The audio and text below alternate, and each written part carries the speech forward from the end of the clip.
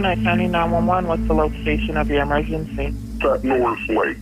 Somebody has been shot, and they're in dire straits. There's a woman down there screaming. Could you get somebody out here real quick, ma'am? Okay, they're coming to stop the kid.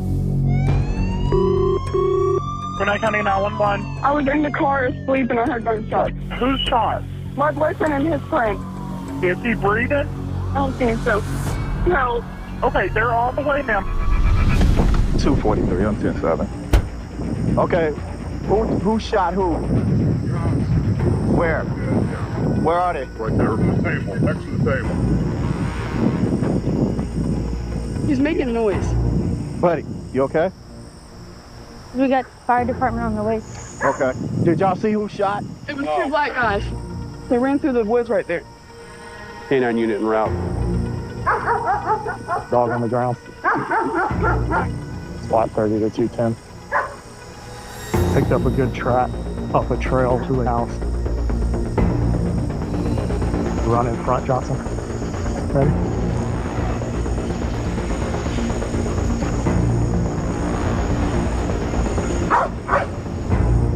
SWAT 30 to 210. Dog alerted on the back of the house. We've had nothing past that house. We're gonna call the track here. I'm gonna jump in video call out at the house for you. We got signal 48. The 2 males, not alert, not breathing. Let's start setting up a perimeter. See a safe set up a crime scene, but identify hold all with it. Set up your chamber. Homicide code 10, give me 1021.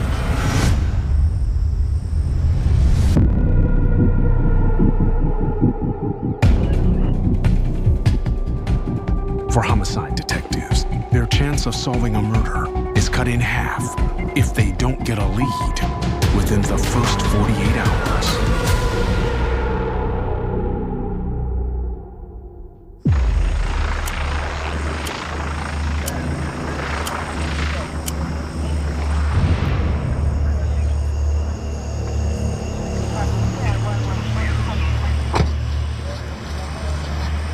Hey. What you got? This is the crime scene here. Here at the picnic bench, Fremont. 2 people are deceased. Aiden Reynolds. 19-year-old Aiden Reynolds was born in Cartersville, Georgia. He worked as a delivery driver and was an aspiring musician. He leaves behind his mother, father, and a younger sister. The other guy is John Pendrick. 17-year-old John Pendrick was Aiden's best friend. Born 260 miles away in Villa Rica, Georgia, John recently started a job as an oil technician. He loved skateboarding, motorcycling, and camping. He leaves behind his mother, stepfather, and 3 siblings. I'm gonna see if there's anything crazy about the scene. Okay.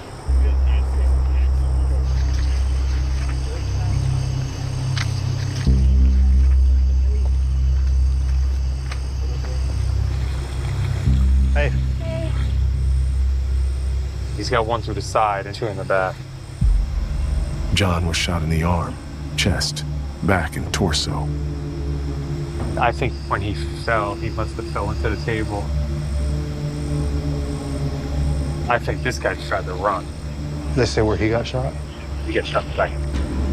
Aiden was shot once in the chest, once under the arm, and 3 times in the back. They never saw it coming. Are these all shell casings? Yeah. 9mm. CSI locates 13 9mm casings on and around the table. All those casings are pretty tight. It could be one shooter. I mean, you can do that with 1 magazine. Yeah. This phone is all beat up.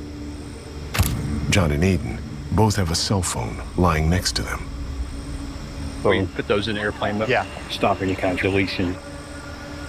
Inside John's waistband, Fake gun. Yeah.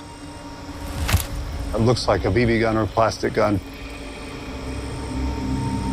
His girlfriend's in the back of his car. John's girlfriend, Kayla, who called 911, is waiting to speak with detectives. She said she was in the car when she heard shots. Hey, Kayla. I'm Detective Pearson. This is Detective Araya. Kayla, I'm very sorry this happened. How tight are Aiden and John? They were really tight, like all three of us. Did you already talk to John's family? I talked to his sister. So you did tell her what happened? Yeah. So can you tell me what happened today? What you guys were doing? Dude wanted $400 worth of tree. She says John and Aiden came to the park to sell some marijuana. Do you know the guy's name? There was no name or anything. Okay. So how did Aiden get in contact with this guy? Instagram. Okay. Do you know this Instagram handle? Mm-hmm. Aiden was texting me. Who brought it up to meet down here? Aiden? No, well, no, dude did. So we got in the car and just came over here. All I remember is them getting out the car. As soon as I got out the car, I like completely just dozed off. Okay. And then, you know, the gunshots is what woke me up. I didn't see the gun being pulled. Only thing I saw was them running off. She says she saw two men running away. Okay. Can you describe them? They were in all black. What, do you know the race? I would say black. Have you guys hung out here before? So yeah, you knew we the hang out area? here all the time. And I believe you said the dude named this as the spot to meet the suspects. Quite a coincidence, you know what I'm saying? Is there anything that you're not telling me that you think I should know? Mm-mm. Okay. We'll get you out of here in just a few minutes, all right?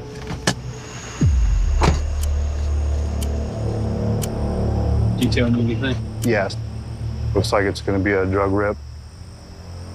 We went over here and checked this residence. The K9 lost the track. The suspects could have ran to that location because it was an open gate. When we started knocking, the light went off as we were there. No one would answer the door after repeated attempts to make contact. We just probably need to do some due diligence to try to figure out who's living in that house. Okay. Homeowner right here has got video. Patrol finds a nearby home with security cameras pointing at the park. There's a cable across the road. The camera's recorded, but they don't have the internet to pull the footage from it. Detectives will have to wait until their internet is restored to download the video. If we can get the suspects walking to or from, that'll definitely help. She said the suspect's idea was to be here at this park. You don't know this park. Unless you live here, I feel like they knew these guys. So we're pretty sure that there was direct conversation between these guys and the suspect. Yes. If we can get into Aiden's phone, it's on his Instagram and possibly on his phone call log. So we can get that phone done. Yeah. I'm gonna go back up to headquarters.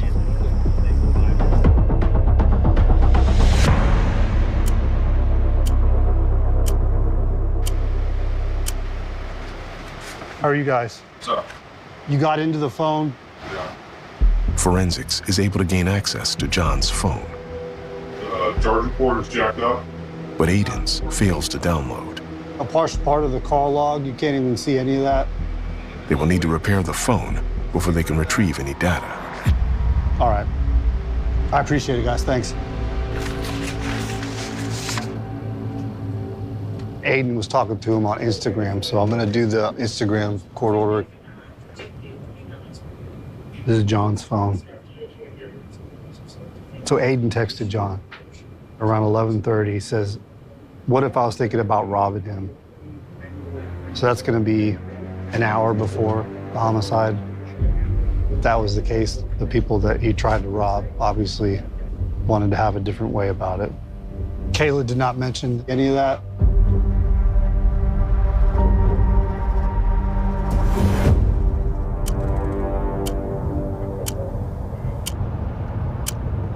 I'm gonna try to go at Kayla again. I just think she's holding back on something.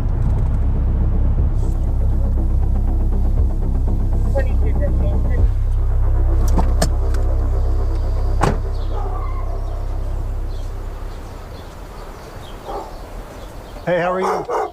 If you want to have a seat, I'll lay out everything for you. You're my star witness, okay? You knew everything up until what happened, and you saw everything after. So I want to go back over with you, tell me everything you know, okay? Aiden literally called John and he was like, I have a play for us. I do believe John and Aiden probably knew them. So you have no idea who could have been involved with this? They either want revenge or they just want that thing. Aiden ended up taking this money from this girl a couple months ago.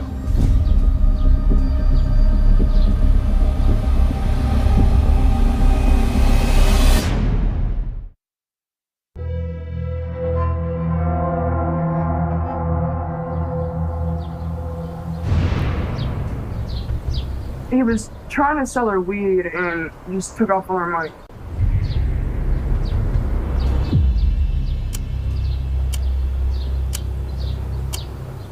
Out of how much money? $90. Do you know her? No. I mean, I know her, but I don't know her. Her name was like... Can you give me your address? Yeah. Kayla, we're gonna do whatever we can to figure out who did this. All right? All right. All right, thanks for talking to us, Caleb. Well, thank y'all.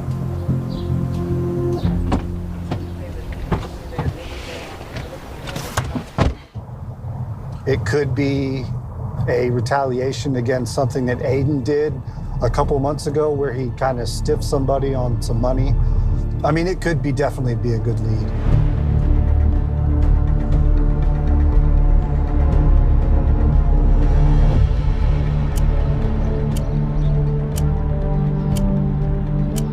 I'm gonna go back down to Norris Lake. Pearson heads out to speak with a young woman Aiden allegedly robbed. That house right there is gonna be where the K-9 unit's tracked to. I don't know if it's gonna be the suspect house. The report said that the dog alerted near or around the house. That really doesn't give me any probable cause to get into the house right now, but that's a house of interest a quarter mile from the shooting. It's not far. Looks like somebody's home. Female on the front porch. Oh, good.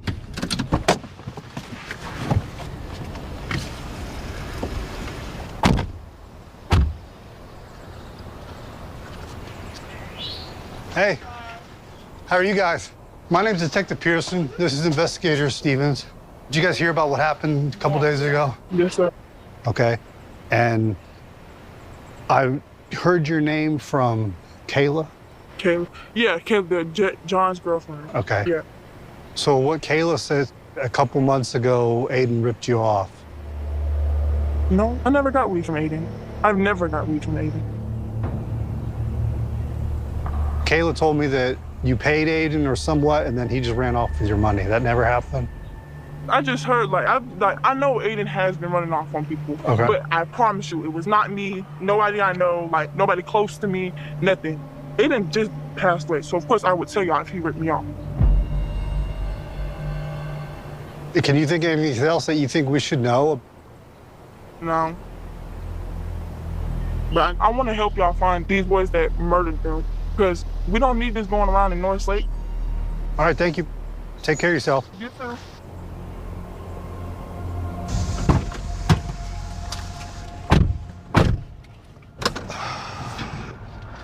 I'm nowhere different now than I was 20 minutes ago.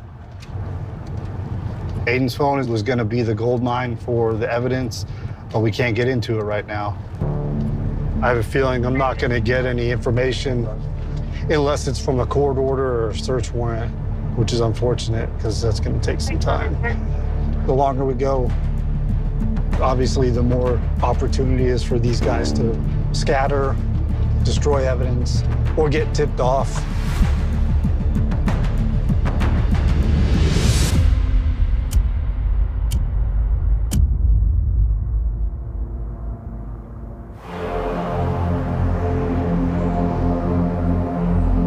4 days later, I got the video.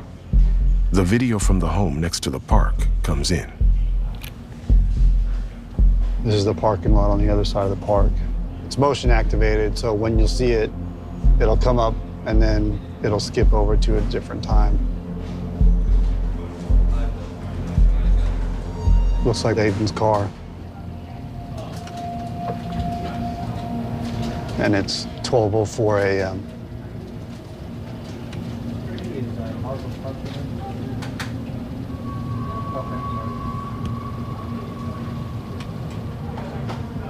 Looks like they're on their phones right here.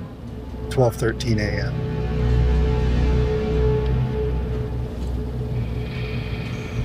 I think they're communicating with somebody with the headlights. 12:25 a.m.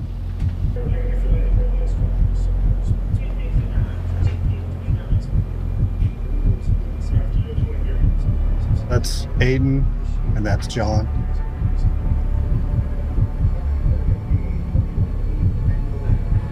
John has a backpack on, which was taken because that was gone.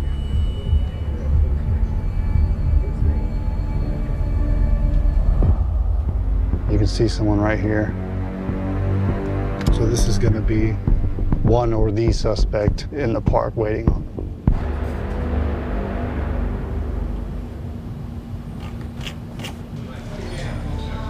This is the last video of John Aiden alive.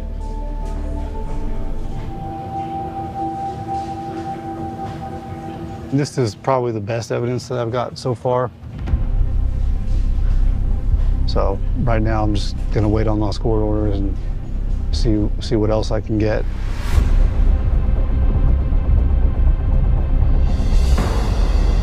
"13 days since Aiden and John were murdered.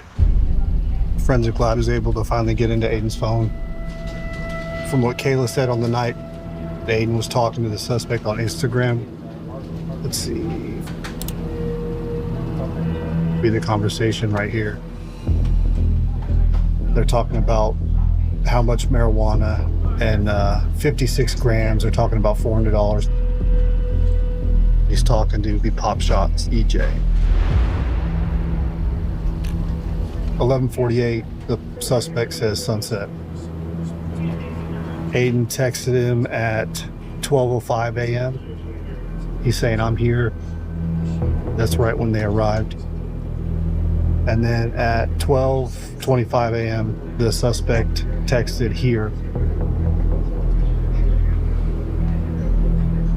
See someone walking right there? The exact time the suspect says here on the messages. The video mirrors the messages, so Pop Shots EJ is going to be one of the suspects that killed John and Aiden.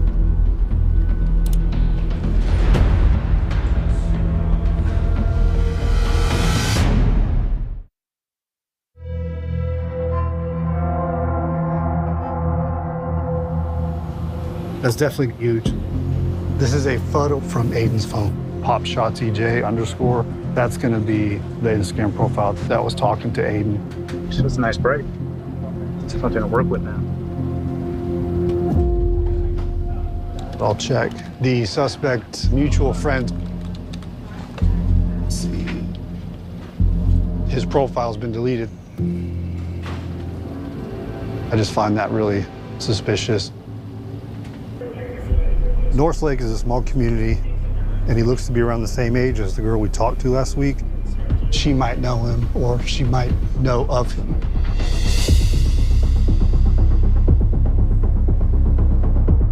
I don't have anything to go on, so we kind of have to talk to her.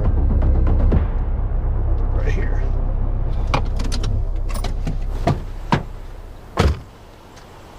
How you doing?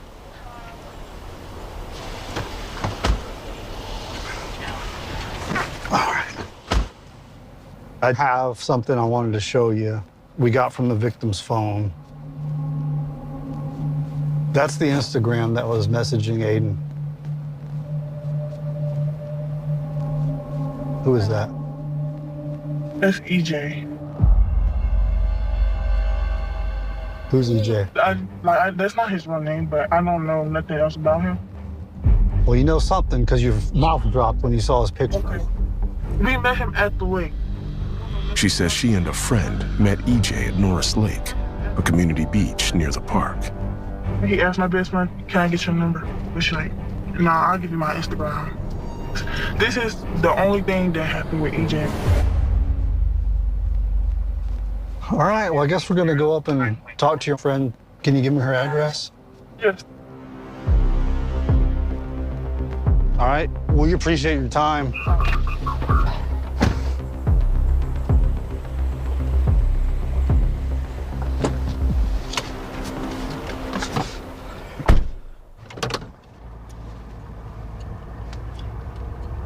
She lives right down the street.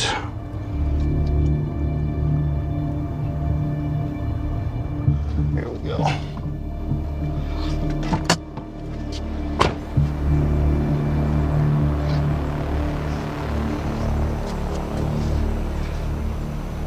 My name's Detective Pearson. This is Investigator Stevens. We're with the Gwinnett County Police Department. I'm not nervous. Don't be nervous. You're not in trouble. Do you know who that is? EJ. I met him at the lake. Do you know anything about EJ? I did his hair before. So did he message you on Instagram? We was calling. I'm calling. May I see the calls and stuff? So is this him? When are you gonna start on my hair? Yeah. That was 2 weeks ago. So according to this, you went to his house. So you got a pretty good idea of where his house is at. It's not his house.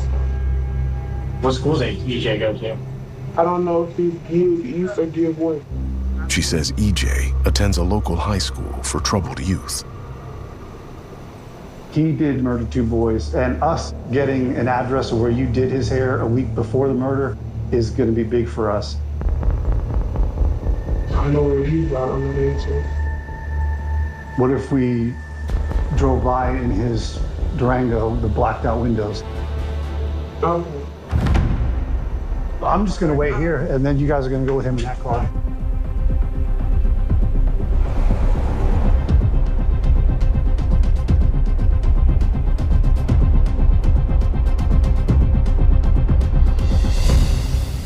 Minutes later, Thank you, I appreciate it.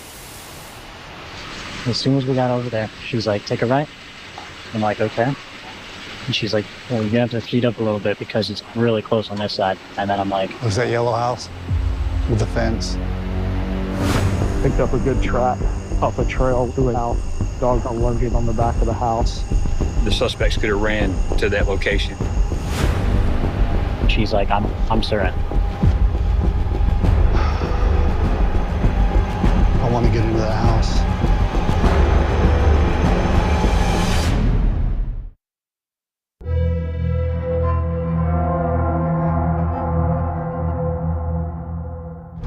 This is a big lead for us.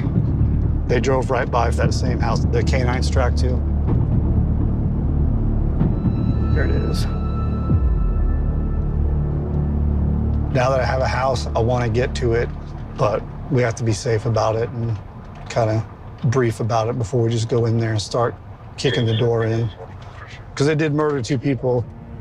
She also said that EJ went to either give east or give west. I think it's definitely going to get us close to whoever EJ is. So now I'm just a little anxious. I'm not going to sleep at all tonight.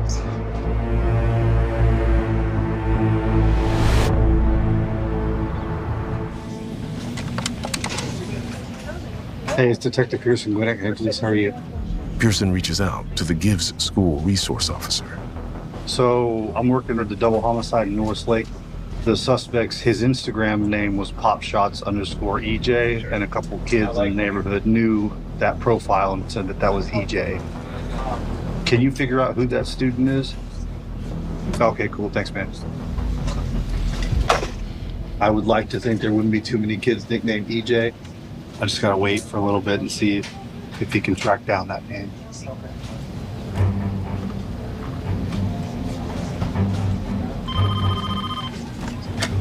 Hey, Hales. So it's Lequan Leroy Dempsey. And the address, okay. All right. I appreciate it, dude. Thanks. He asked around all the teachers, and they know a kid that goes there by the nickname EJ. His name's Laquan Dempsey. He just turned 16. Sounds like that's going to be my shooter. The text message chain isn't enough for an arrest warrant. I still need to put him there.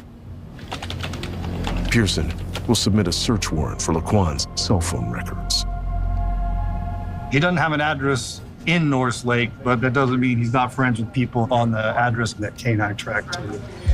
So what if we went out to the house and just kind of did a knock and talk, turning it into a lock it down?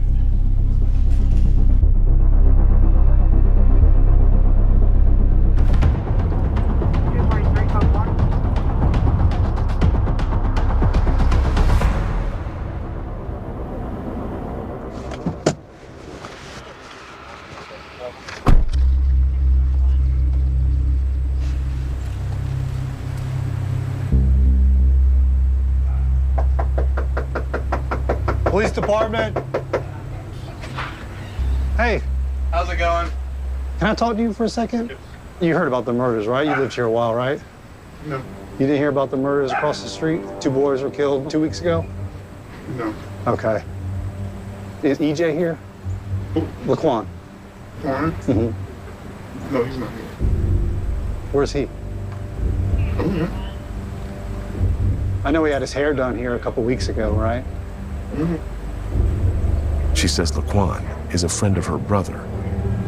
I need to talk to your brother and Laquan. Okay. Can I come inside? No. No? I think we could do the search warrant now. Lock it down. I'll go get it right now.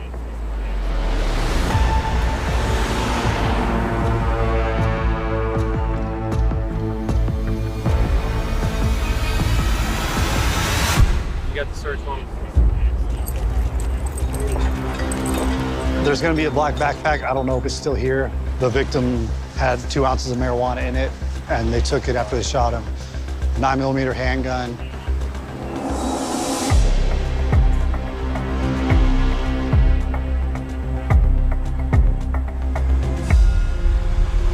There's nothing.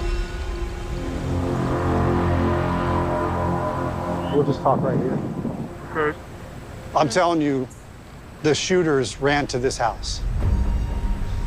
K9 tracked to this house, and particularly they tracked into this yard, okay? Do you want to talk to me? About what? Now's not the time to mess with me.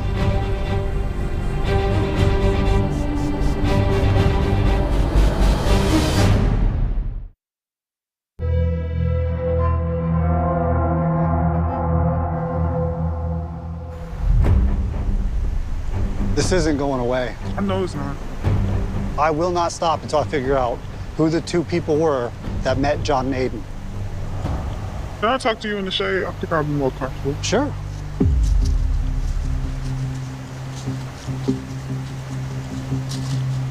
Okay. Yeah, so Quan, he got robbed by a white boy with some weed. This was the end of June. Did he tell you who? No. So, are you telling me this because you think it's linked to the shooting? Absolutely. What do you know about the shooting? I didn't know nothing about it. I know you know something. I told you what happened, what Quan told me. Yeah, but that was what happened in June. I need to know what happened 2 weeks ago. Was Quan the one that tried to buy weed from these guys again and they tried to rob Quan? No. You don't know? All right. She was telling me a story that Laquan had told her. He was trying to buy some marijuana from a white kid, and that person robbed him. Sounds like this could be like payback.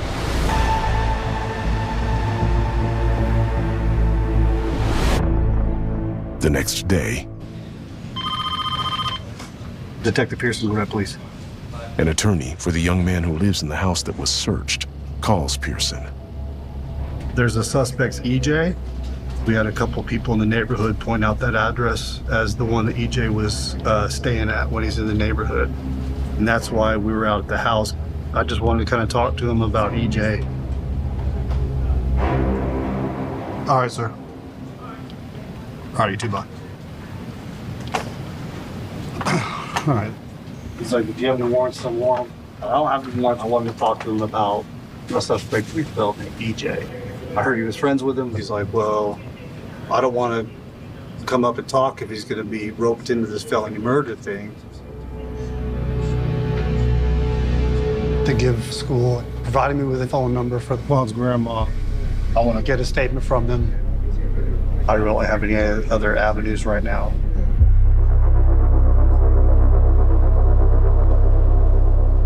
Two days later, I talked to Laquan's grandma about talking to Laquan.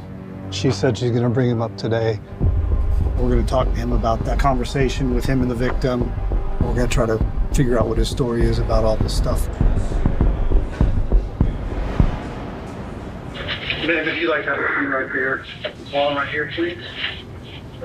I know we spoke on the phone briefly, and I know you guys already kind of know why we're here talking. It was about the murders down in Norris Lake. I did Google it. It was 2 teenagers. One of the things that I did do after the homicide was I got into one of the victims' phone, which was Aiden. And there was an Instagram conversation between your Instagram account and the victims leading up to the homicide. Like, we should Instagrams. he says he shares his Instagram account with the friend who lives at the house that K9 tracked to. So I've already sent Instagram a preservation request for Pop Shots EJ. It tells me what phone number was used to communicate. Okay. Yeah, so even if you were to share it with a friend or anything like that, it's going to show who specifically was using it and at what exact time. Okay. Right, so we're going to know 100%. Can I see what's the conversation between... And I can show it to you, but I don't want it to shut you down because it's conversations between Aiden and the person using this account. They're over buying marijuana, okay? The person using the account says we're going to meet at sunset, and then Aiden and John show up at sunset. It's not going to be me because I know where I was at. Where were you? At home. At home? Who was at home with you? It was me, my grandma, and just me. All I can follow is the stuff that I'm going to get back from people's phone numbers and Instagram accounts. I'm going to apply for yours. They're going to come back. And if they're different from what you tell me right now, that's going to look really bad for you.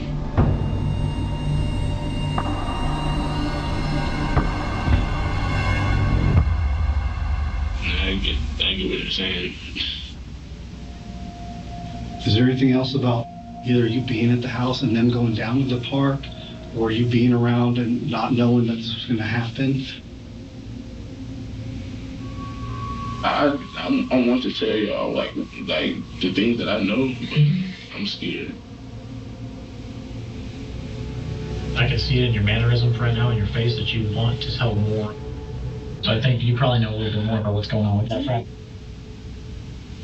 The first time ever I even heard of it, he was like, if you don't bum home, we basically gonna have some problems. What was bum home? Bum home? Yeah. Like, what was that? You trying to get jumped into blood or not? He says the friend has been trying to bring him into a gang. He's like, you my puppy. He's like, I'm about to shame you. It was something that I was heard from. You know, I do know who was at the park. It was him. He was in a stolen car and basically knocked on my back window and picked up my phone. He says 2 days before the shooting, the friend and another young man showed up at his house asking to borrow his phone. And I gave him the phone. And he was like, I'm gonna give you a phone back. It's just that I don't got my phone right now because I broke it.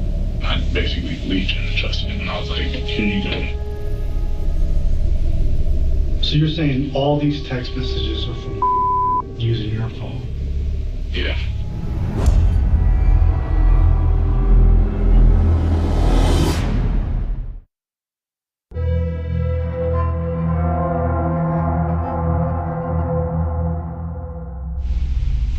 the phone. He was like, basically just like destroy their phone. Did they tell you what happened? He told me about the other kid going down there and negotiating with him. And then 2 shots went off, he ran down. He ran down there and shot the rest of his clip. They grabbed the backpack and ran. It's getting kind of late. Has he given you enough? Yeah, I appreciate you guys spending so much time with us tonight. Basically, he told me to give him his phone, which it's ridiculous, but can it be an intimidation factor for the gang initiation? Is he high enough to place this kid in fear? He was training Laquan as his little pup. That's what he called him. This guy has as much control over him. I could see him saying, give me your phone, and there's no questions asked. His kid's only 16 years old, so, I mean, he's still trying to figure out how to survive. Could still not be telling the truth. I don't know. So how can you back up his story? Because now location data for his cell phone is going to put him in North Lake. His Instagram won't matter. Just have to wait for his call detail records and see where we go from there.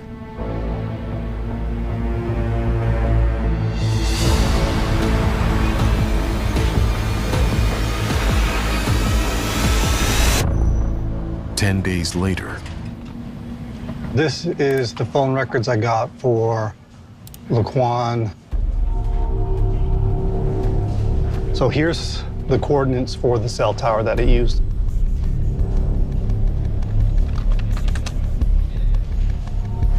North Lake. The 19th here, he called the 916 number. And then again on the 20th, the afternoon before the homicides. And then right here, the 21st, 11:30 in the morning, 11 hours after the homicide, he called again. See if I can figure out who it is. That 916 number is to his grandmother. Really? Yes.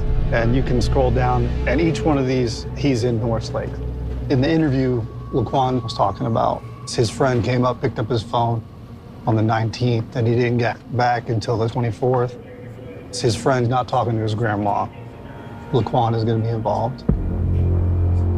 I know he was in North Lake. I know it was his Instagram, and I know it was his phone talking to the victim. Now that we know that what he's telling me in the interview is false, I can confront him with that. Hopefully he'll come off of it and tell me he was there.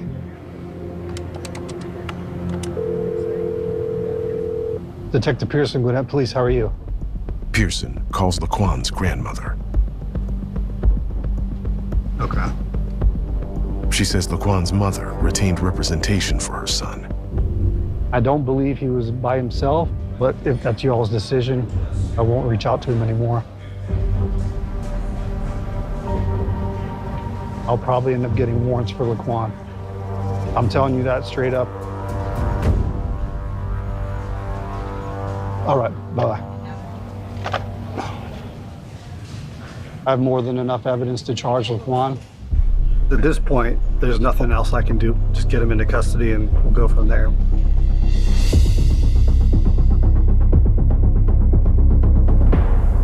Five days later. They took Laquan into custody at his grandmother's house. I wish I could have talked to Laquan again. I wish I could have talked to his friend to get some more information. I do believe he's involved, but I don't know to what extent. But I do believe Laquan is the main suspect. I did speak with Aiden and John's families. They were appreciative of everything we did for them. It's just a tragic incident with 2 teenagers that are now gone.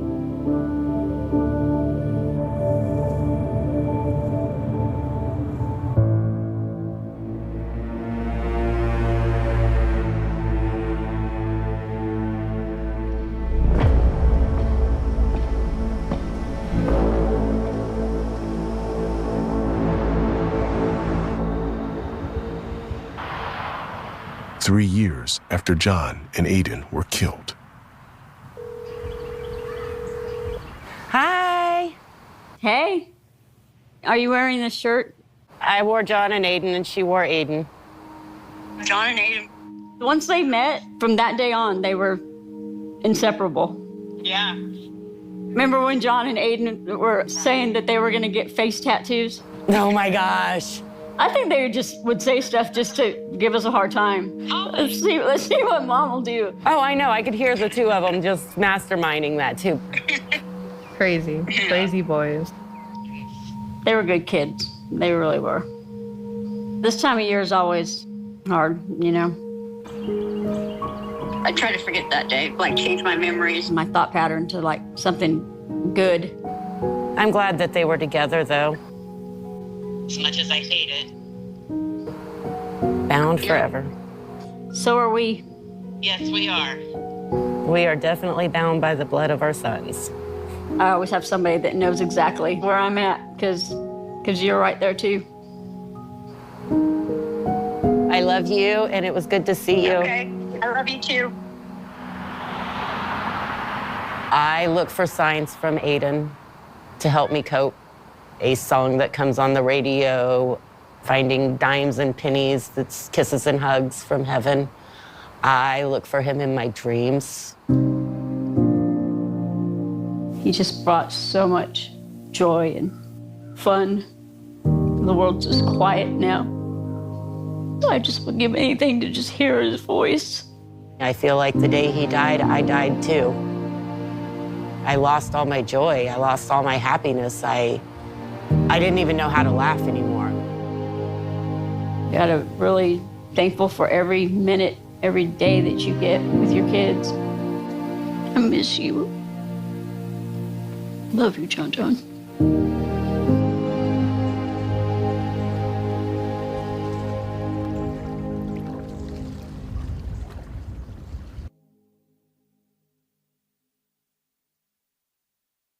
6 grams of marijuana for $400.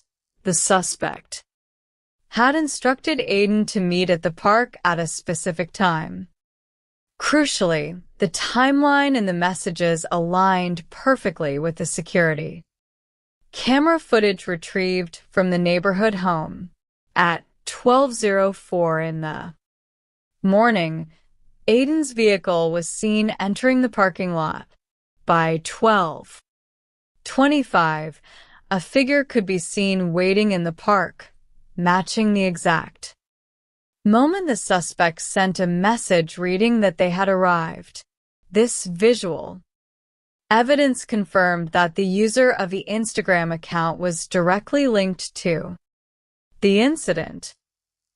The account profile featured a photograph of a young man. Given the small, tightly knit nature of the local community, Detective Pearson suspected that the young woman he had spoken to earlier might recognize him. He returned to her residence and showed her the image. Her reaction was immediate. She recognized the individual as EJ, though she did not know his legal name. She recalled that her close friend had met him at a nearby lake and had exchanged social media information with him. The detectives proceeded to the friend's residence. The young woman confirmed she knew EJ and had recently visited his home to style his hair. She agreed to guide the detectives to the location. As they drove through the neighborhood, she pointed out a yellow house with a fence. It was the exact residence where the canine unit had tracked the scent on the night of the tragedy. With the location identified, the detectives needed to determine EJ's true identity. They contacted a school resource officer at a local educational center. The officer recognized the nickname and the social media handle, identifying the 16-year-old suspect as Laquan Leroy Dempsey. To build a stronger case, Detective Pearson obtained a search warrant for the residence and sought cell phone records to establish Laquan's location on the night of the incident. While awaiting the data, investigators conducted a Knock and talk at the Yellow House. A resident confirmed that Laquan was a friend of her brother, but was not present at the time. She agreed to speak with Detective Pearson in the shade outside. During their conversation, she mentioned that Laquan had claimed he was robbed by a young man during a transaction in June. She believed this prior incident might have motivated the subsequent confrontation at the park. A few days later, an attorney representing the resident's brother contacted Detective Pearson, wanting to ensure his client was not improperly implicated in the serious charges. Meanwhile, the school resource officer provided contact information for Laquan's grandmother. Detective Pearson reached out to her, and she agreed to bring the teenager to the police station for an interview.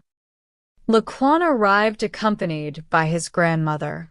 Detective Pearson explained the nature of the investigation and presented the evidence of the Instagram conversation.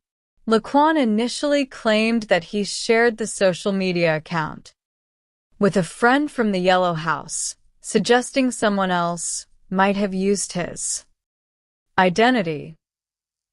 Detective Pearson cautioned him, explaining that incoming records would reveal the specific device and location used during the exchange.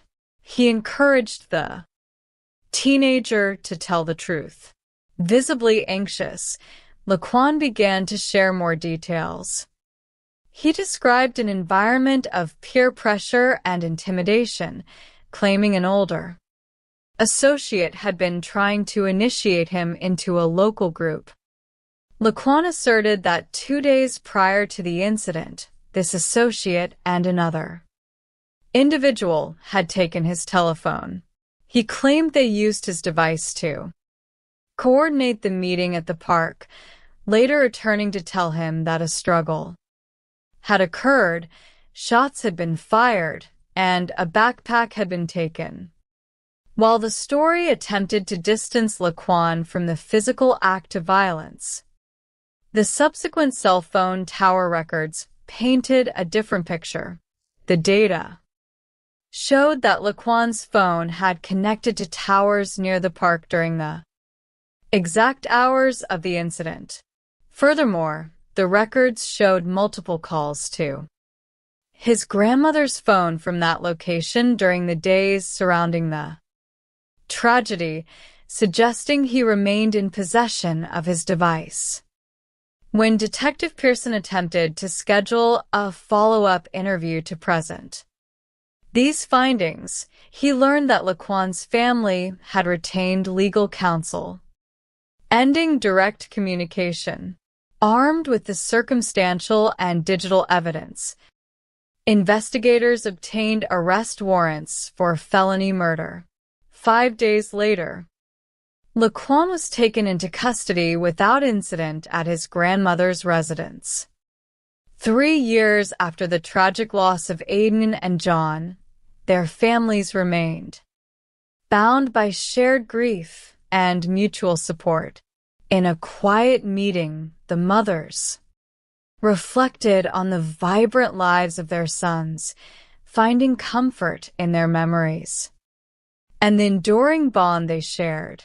The investigation had reached its conclusion, leaving a sober reminder of the devastating consequences of youthful decisions driven by illicit transactions and unresolved conflicts. Our second narrative takes us to the city of Tulsa, Oklahoma, where a different kind of mystery unfolded on the west side of town. On a late afternoon, a resident searching for her lost cat's collar in a neighbor's backyard made a horrifying discovery. Among the debris of a detached garage that had burned down months earlier, she discovered what appeared to be human skeletal remains. Patrol officers arrived quickly, securing the area and confirming the presence of a human jawbone. Given the nature of the find, they immediately contacted the Homicide Division and requested the assistance of a forensic anthropologist. Detective Mark Kennedy and Detective Ward arrived at the scene as evening fell.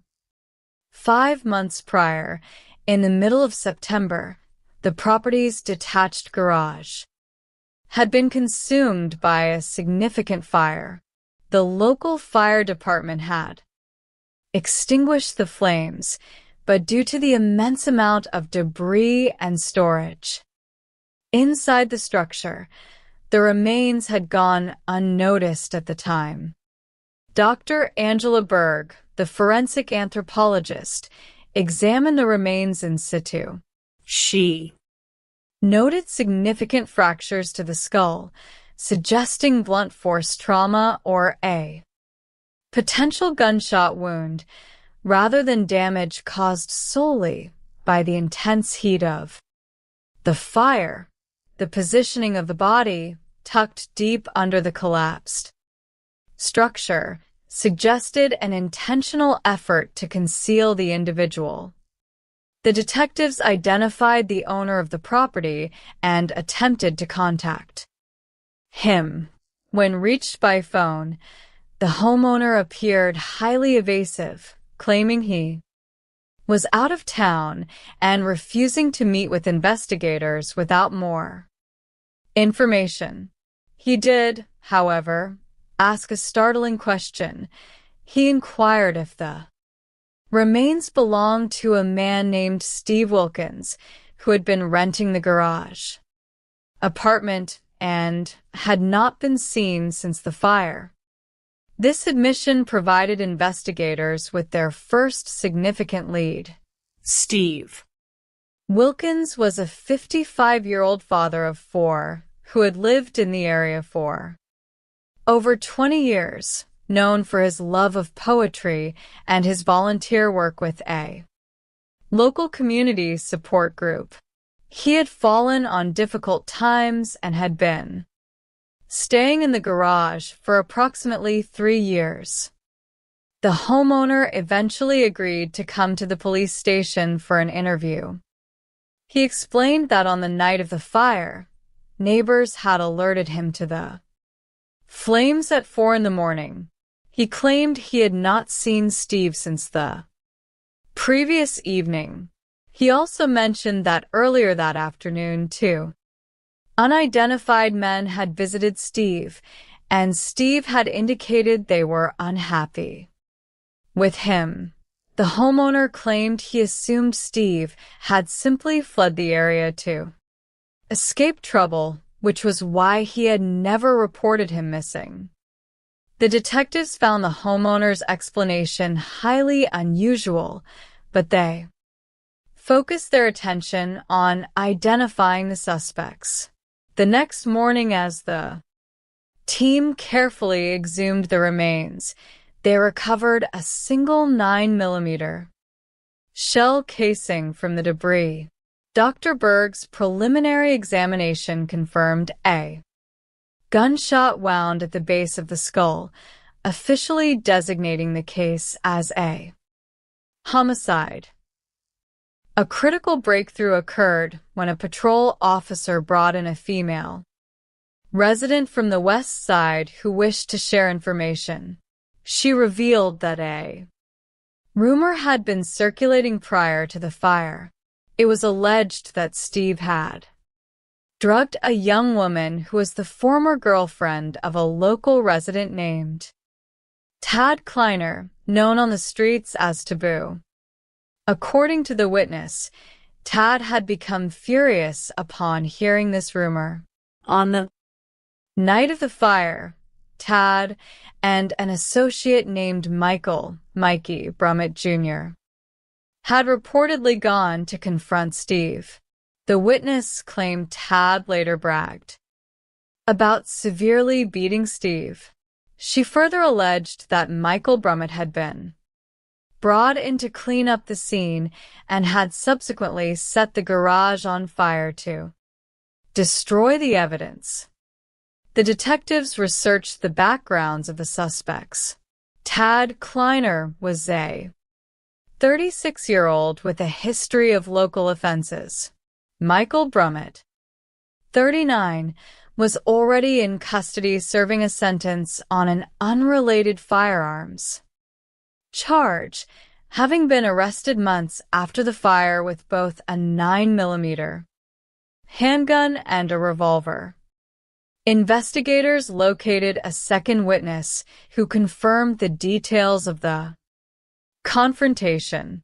This witness identified a third individual, 26-year-old Devin Scrivener, who had also been present during the incident and had reportedly sustained an injury to his hand during the struggle, with the remains positively identified as those of Steve Wilkins through a comparison of medical records.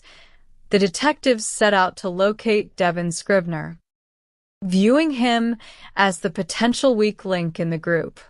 After a brief search, they located him at a residence on the west side and took him into custody. In the interview room, Devin initially appeared hesitant, but eventually provided a detailed account of the fateful night. He claimed Tad had recruited him and Michael Brummett to confront Steve regarding the rumors. Devin described how the conversation quickly turned violent when Tad assaulted Steve without warning. Devin claimed he had attempted to intervene, urging Tad to stop the violence. However, as they prepared to leave, Michael Brummett allegedly produced a handgun and fired a single shot, killing Steve. Devin admitted to inflicting a minor injury during the initial struggle, but insisted he had no part in the shooting or the subsequent fire. He confessed he had been too terrified to contact the police. Based on his admission of involvement, Devin was arrested and charged. 2 days later, the warrants team located Tad Kleiner and brought him in for questioning. Tad maintained a defiant posture, denying any involvement in the murder or the fire. However, he did admit to having confronted Steve in the past regarding his behavior toward local women, acknowledging that he had threatened him. When confronted with the statements of his associates, placing him at the scene on the night of the murder, Tad continued to deny the allegations. He was subsequently booked into the county jail on charges of first-degree murder. Investigators also initiated the process to charge Michael Brummett, who remained in state custody. To complete their understanding of the motive, detectives located Tad's former girlfriend. When interviewed, she expressed complete confusion regarding the allegations. She stated she did not know Steve Wilkins, had never met him, and had never been harmed or drugged by anyone. It became clear to the detectives that a tragic, unfounded rumor had escalated into an act of senseless violence. Steve Wilkins had lost his life over a misunderstanding, a sobering reminder of the dangers of vigilante justice and the devastating impact of unchecked rumors within a community. Our final narrative brings us to the coastal city of North Charleston, South Carolina.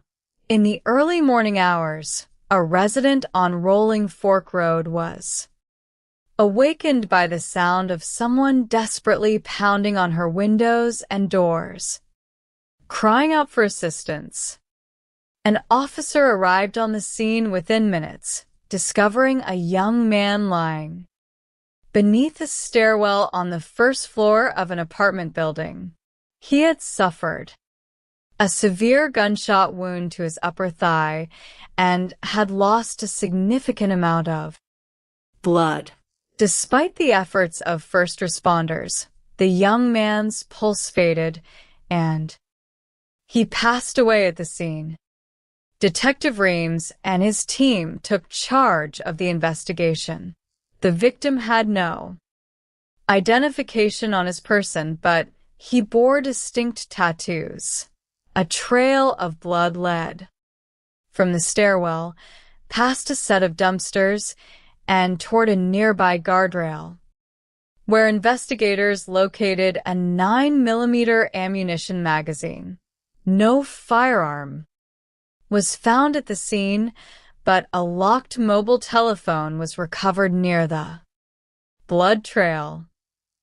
Neighbors reported hearing no gunshots, leading detectives to suspect the shooting may have occurred inside a vehicle parked near the entrance.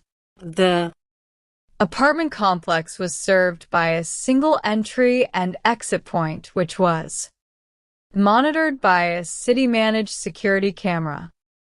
Through fingerprint analysis, the coroner identified the victim as 21-year-old Aurelius Siren Nelson Jr., known to his friends as C. He was a resident of James Island and the father of a young son. Detectives focused their efforts on retrieving video footage from the security cameras overlooking the parking lot. They also met with a young woman who identified herself as Aurelius's girlfriend. She explained they had been staying at a nearby hotel. She recalled that Aurelius had woken up in the middle of the night and left the room without explanation, walking toward the residential area. A review of the security footage revealed a white or silver sedan, possibly an Infiniti, exiting the complex at high speed shortly before the 911 call was placed. Investigators believed this vehicle was directly involved in the incident. The investigation took an unexpected turn when patrol officers stopped a vehicle containing 3 individuals, one of whom had a jacket draped over his head. This individual claimed he had been kidnapped and assaulted by the other 2 occupants, who were associates of Aurelius. According to his account, Aurelius's friends believed he had set up the victim to be harmed. The individual explained that on the night of the shooting, Aurelius had visited him and expressed an intention to rob a local acquaintance. He provided detectives with the name of the individual Aurelius had targeted, and database search revealed that the targeted individual owned a white 2010 Infiniti, matching the vehicle seen in the security footage. Phone records also established that Aurelius had been in continuous communication with this individual in the minutes leading up to the encounter. Detectives located the owner's girlfriend, who agreed to cooperate. She confirmed that her boyfriend drove a white Infiniti and had arrived at her residence early on the morning of the incident, appearing normal. While she was at the police station, investigators used a license plate reader to locate the white Infiniti. Officers conducted a high-risk traffic stop, detaining the driver without incident. The driver was brought to the department for questioning.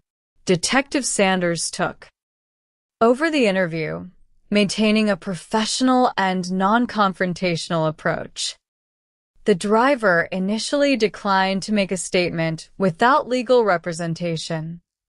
While the driver remained in holding, investigators executed a search warrant on the white Infiniti. Although the interior appeared to have been recently cleaned, application of a chemical agent revealed a large volume of blood soaked deep into the driver's seat cushion. A circular defect in the driver's side door also suggested a projectile had struck the interior. Confronted with the physical evidence of the blood in his vehicle, the driver chose to share his version of events. He explained that Aurelius had contacted him requesting a meeting. Once inside the vehicle, Aurelius had brandished a firearm and declared a robbery. A desperate struggle ensued within the moving vehicle as the driver fought to control the weapon. During the struggle, the firearm discharged twice. The driver asserted that Aurelius accidentally shot himself in the thigh during the tussle. Aurelius then exited the vehicle, and the driver, panicked and fearing for his life, fled the scene, later discarding the firearm. The physical evidence, including the trajectory of the bullet hole in the door and the nature of the wound, aligned with the driver's account of a struggle over the weapon. Realizing the shooting was an act of self-defense during an attempted robbery, detectives made the decision not to pursue murder charges. However, because the driver had fled the scene, failed to report the incident, and actively attempted to destroy evidence by cleaning the blood from his vehicle, he was charged with misprision of a felony. The resolution of the case brought a somber conclusion to the event. Aurelius Siren Nelson Jr. had made a tragic decision that cost him his life, leaving a family to mourn a preventable loss. The investigation highlighted the critical role of scientific evidence and objective analysis in ensuring that the truth is revealed and that justice is measured with fairness. In the quiet hours after midnight, when the rest of the world has surrendered to slumber, the work of those who seek justice begins. It is a world of sharp contrasts where the sudden violence of a single moment can ripple across years, leaving behind a quiet devastation that words can scarcely capture. Across different towns, in neighborhoods separated by hundreds of miles, dedicated investigators face the same formidable clock, knowing that the passage of time is the greatest enemy of the truth. In Gwinnett County, Georgia, the darkness of the night was broken by the frantic sound of a telephone ringing in the dispatch center. A young woman, her voice trembling with a mixture of confusion and terror, was breathing heavily into the receiver. She had been asleep in the passenger seat of a car parked near a quiet community park. The sudden, violent cadence of gunshots had shattered her rest. When the emergency operator asked her to describe what had occurred, she could only state that she had heard the shots and believed her boyfriend and his close companion had been targeted. Her words were sparse, born of shock, as she looked out into the shadows of the trees and realized that the world she knew had changed in an instant. First responders arrived at the scene, their headlights cutting through the thick night air. The community of Northlake was typically quiet, a place where families lived in peaceful routine. Now, blue and red emergency lights painted the leaves of the surrounding forest in rhythmic, artificial hues.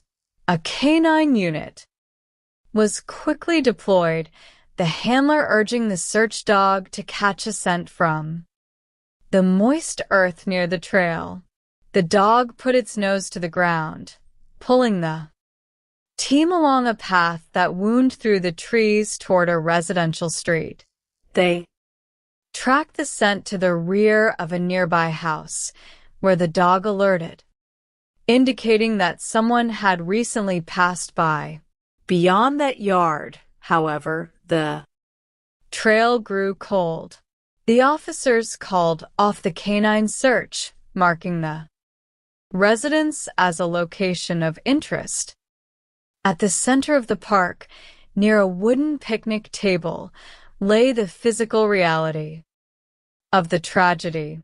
2 young men were deceased. The first was Aiden Reynolds, a 19-year-old native of Cartersville, Georgia. He was a young man of promise, working as a delivery driver while dedicating his spare time to writing and performing music.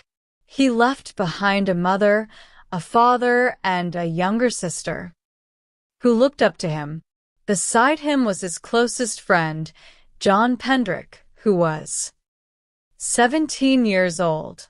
John had moved to the area from Fullerika, Georgia, and had recently secured a position as an oil technician.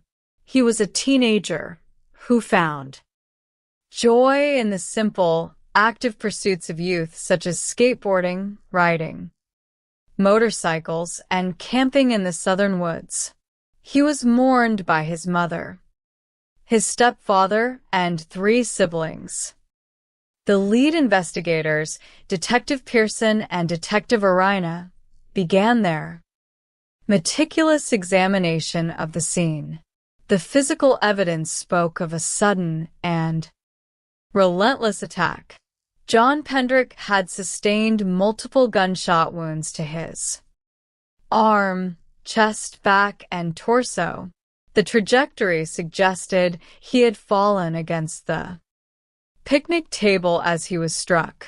Aiden Reynolds had also been shot multiple times, with wounds to his chest, under his arm, and 3 times in his back, indicating that he had attempted to run from the gunfire.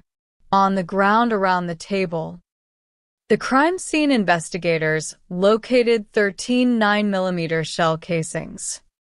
The tight grouping of the casings suggested a single shooter using a single magazine, indicating a focused and rapid assault. Beside the victims lay their cell phones, one of which was severely damaged. Detective Pearson instructed that the devices be placed in airplane mode immediately to prevent any remote deletion of data. A search of John's person revealed a realistic replica of a handgun, a plastic BB gun, tucked into his waistband. This detail added a layer of complexity to the incident, suggesting that the meeting may not have been a simple social gathering. Kayla, the young woman who had placed the emergency call, was brought to the police headquarters for a formal interview. She sat in the quiet of the interrogation room, her hands clasped tightly. Detective Pearson spoke to her with gentle empathy, acknowledging the trauma she had just experienced. Under questioning, Kayla explained that Aiden and John had traveled to the park that night to conduct a transaction involving $400 worth of marijuana. She did not know the identity of the buyer, explaining that the contact had been initiated through Aiden's Instagram account. According to Kayla, the buyer had selected the park as the meeting location. She claimed that she had fallen asleep almost immediately after they arrived and was only awakened by the sound of the shots. She recalled seeing 2 figures dressed in black running into the darkness, but she could provide few details regarding their physical descriptions. The detectives recognized a significant coincidence. The park was tucked away, a location unlikely to be known by anyone who did not reside in the immediate area. This suggested that the suspect was either a local resident or someone highly familiar with the neighborhood. Furthermore, the house where the canine unit had lost the scent was located merely a quarter of a mile from the crime scene. In the digital laboratory, forensic technicians attempted to extract data from the victims' phones. While John's phone was accessible, Aiden's phone, which contained the primary correspondence with the suspect, had a damaged charging port and resisted initial download attempts. This created a significant hurdle, as the initial 48 hours of an investigation are critical. While waiting for the technical repairs, Detective Pearson examined the messages retrieved from John's phone. An hour before the shooting, Aiden had sent a text message to John, asking what if he was thinking about robbing the buyer. This single message cast the entire event in a different light. It appeared that the planned transaction was not a routine sale, but rather a potential robbery that had turned fatal when the buyer proved to be armed and prepared. Detective Pearson returned to Kayla, seeking clarification. Confronted with the digital evidence, Kayla admitted that there was more to the story. She revealed that a few months prior, Aiden had taken $90 from a local young woman during a similar transaction, running off with her money without providing the product. Kayla provided the name of this young woman and her general location, suggesting that the shooting might have been an act of retaliation for the previous theft. Pearson traveled to the neighborhood to speak with the young woman Aiden had allegedly defrauded. She was sitting on her front porch when the investigators arrived. She spoke openly, denying any involvement in the shooting. She admitted that she knew of Aiden's reputation for taking money from people, but she emphasized that she had no desire for violence and wished to help the police find those responsible. This avenue of inquiry did not yield a suspect, leaving the detectives dependent once more on the digital evidence locked inside Aiden's damaged phone. 4 days after the double homicide, the investigators received two crucial pieces of information. First, they obtained security camera footage from a residence overlooking the parking lot on the opposite side of the park. Although the camera was motion activated and recorded in fragments, it captured the victim's vehicle arriving at 12:04 in the morning. The video showed Aiden and John looking at their phones, occasionally flashing their headlights, as if signaling someone. At 12:25 in the morning, the footage captured the final moments of the two young men alive, as well as a dark figure waiting in the shadows of the park. John was seen carrying a backpack, which was notably absent when the police discovered his body. The second breakthrough came from the forensic laboratory. Technicians had successfully repaired Aiden's phone and extracted the Instagram messages. The correspondence was with an account named popshots_EJ. The messages detailed a transaction for 56 grams of marijuana in exchange for $400. At 11:48 at night, the suspect had sent a message containing the word sunset. At 12:05 in the morning, Aiden replied that he had arrived. Finally, at 12:25 in the morning, the exact moment the security camera showed the suspect in the park, PopShots_. EJ sent a single word, here. The digital record and the video footage aligned perfectly. To identify the individual behind the Instagram profile, Detective Pearson showed the account image to local youth in the neighborhood. One young resident immediately recognized the picture, identifying the individual as EJ, though she did not know his legal name. She recalled that her friend had met him at Norris Lake and had exchanged Instagram information with him. The detectives located the friend, who was initially nervous but cooperative. She revealed that EJ attended a local educational institution known as the Gibbs School, which was designed for youth requiring specialized behavioral support.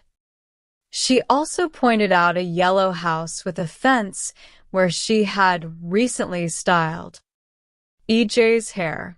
Pearson realized with a surge of professional focus that this yellow house was the exact residence where the K-9 unit had lost the track on the night of the murders. With the assistance of the school resource officer at the Gibbs School, the investigators identified the student known as EJ. His legal name was Laquan Leroy Dempsey, and he was 16 years old. Despite his youth, the evidence suggested he was deeply involved in the local street culture. Detective Pearson drafted a search warrant for the yellow house. Upon arriving, they encountered a young woman who lived there. She was hesitant to cooperate, but eventually admitted that Laquan was a friend of her brother. She recounted a story that Laquan had been robbed by a white youth during a drug transaction in late June, suggesting that his actions at the park may have been driven by a desire for retribution against those he perceived as predators. A few days later, Laquan's grandmother, wishing to do the right thing, brought the 16-year-old to the police department to speak with the detectives.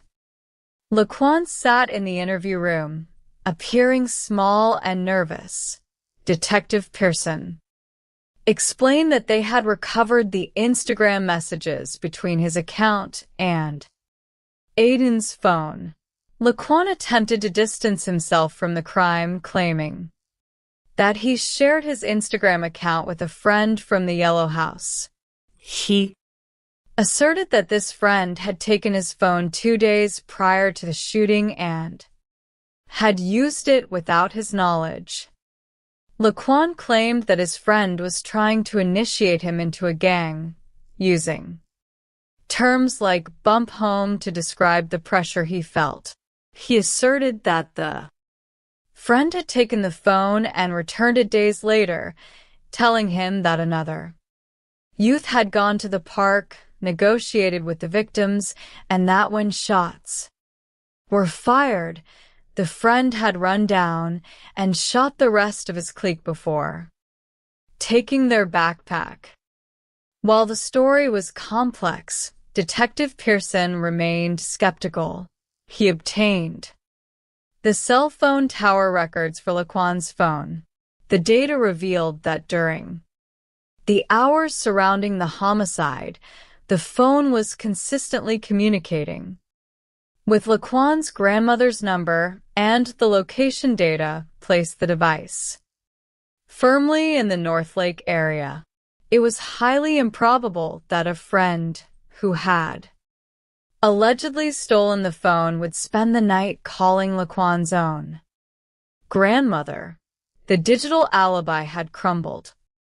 When Pearson contacted the grandmother to arrange a follow-up interview to Present this evidence, he was informed that the family had retained legal representation and that no further statements would be made, recognizing that the combination of the Instagram records, the security video, the canine track, and the cell phone tower data provided ample probable cause. Detective Pearson secured arrest warrants for Laquan Leroy Dempsey, charging him with felony murder. 5 days later, the youth was taken into custody. 3 years after the tragedy, the mothers of Aiden and John met to support one another. They wore shirts bearing the names of their sons, bound by a shared grief that time could not erase.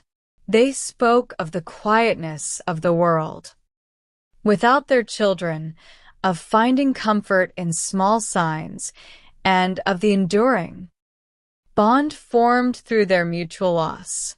The investigation had reached its legal conclusion, but the human cost remained a permanent fixture in their lives. In the city of Tulsa, Oklahoma, a different kind of mystery was unfolding on the west side.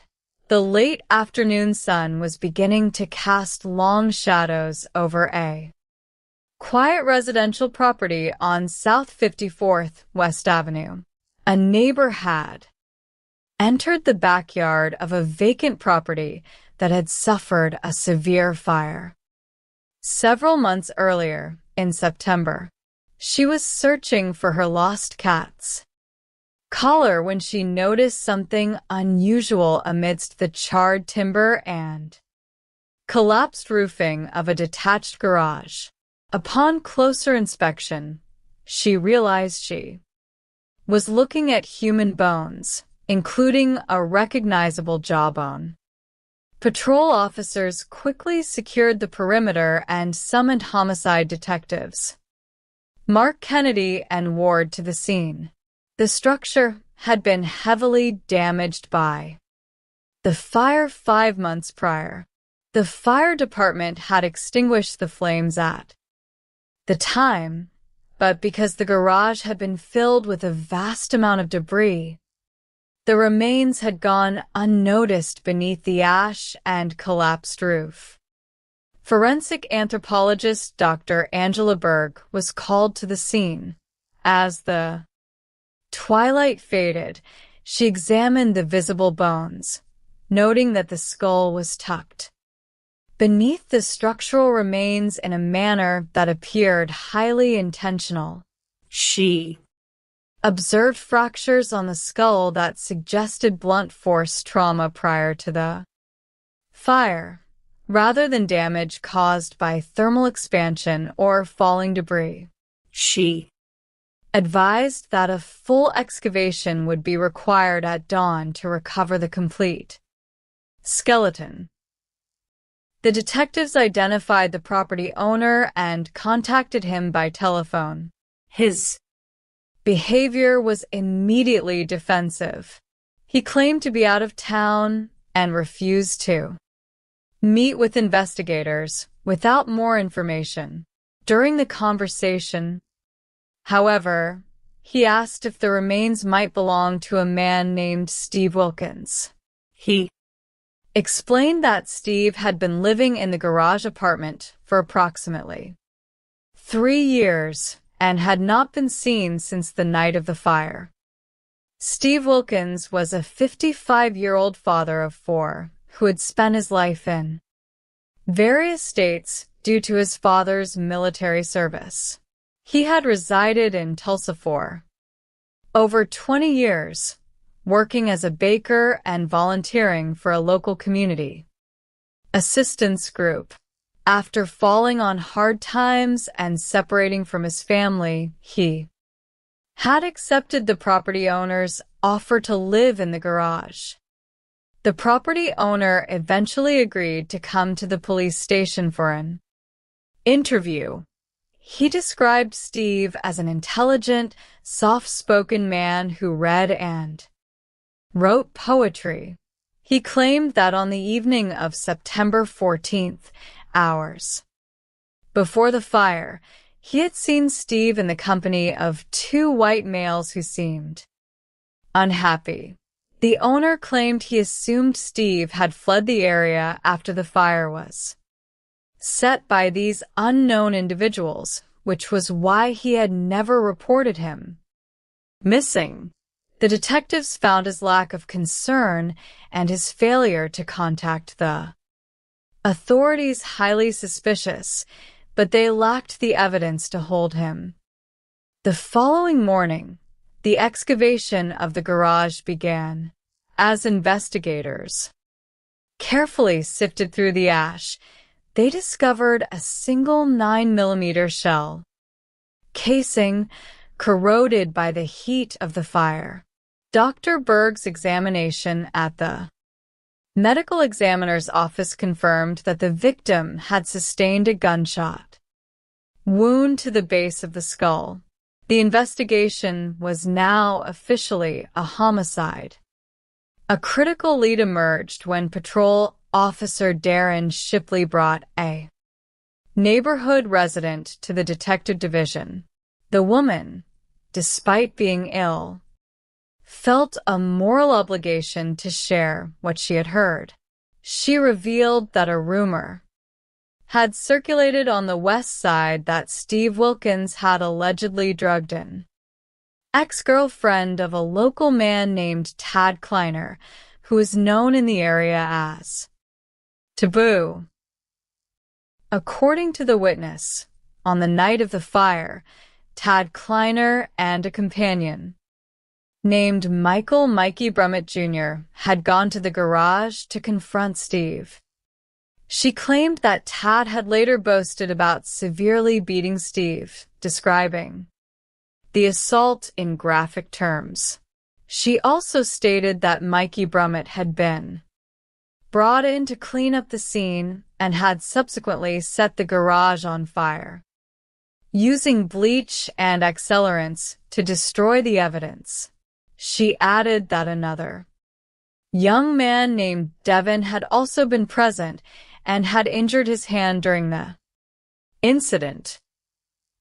The detectives located the witness's boyfriend, who was currently held in the county jail on unrelated matters. He confirmed the account, stating that Mikey Brummett had spoken of fixing Taboo's rookie mistake.